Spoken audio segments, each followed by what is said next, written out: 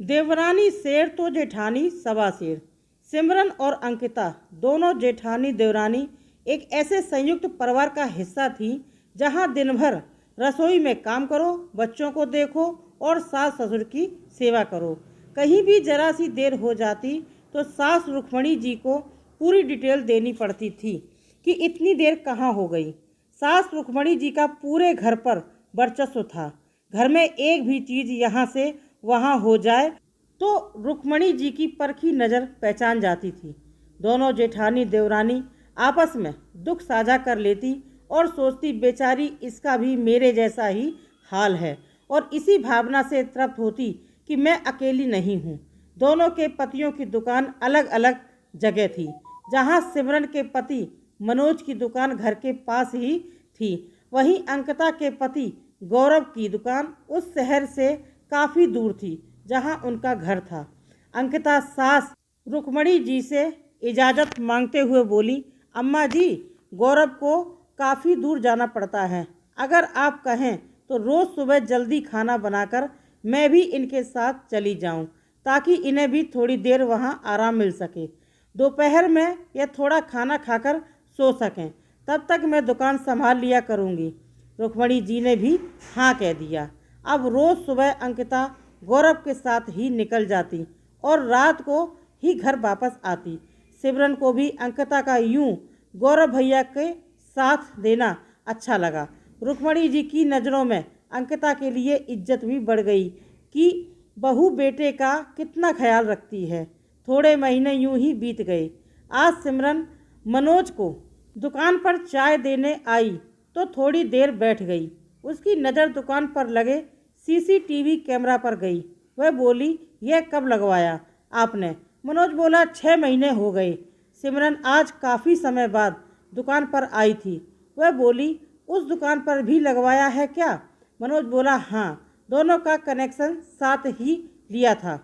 यहाँ तक कि मैं और गौरव एक दूसरे की दुकान का ध्यान अपनी जगह बैठे बैठे भी रख सकते हैं।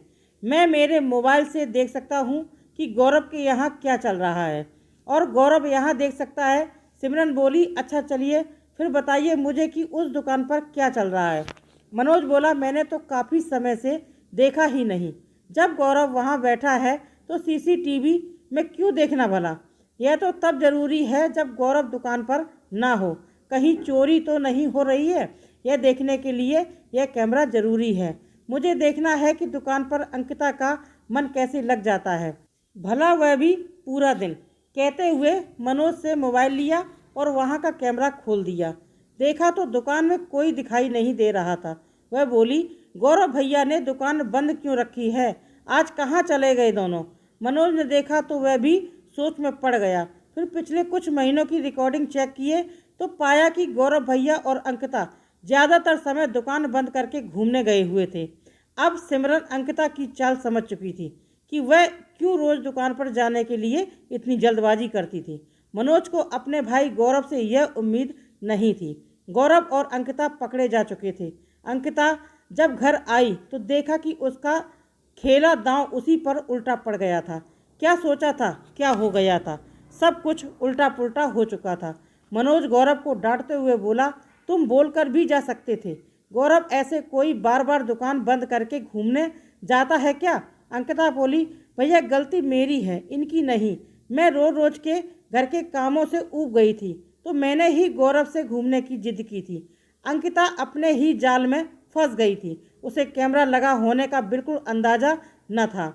मनोज बोला, माँ, यह सब आज आपकी वजह से हुआ है, ना ही आप हम सभी पर इतना प्रतिबंध लगाती और ना गौरव और अंकिता ऐसा कदम उठाते।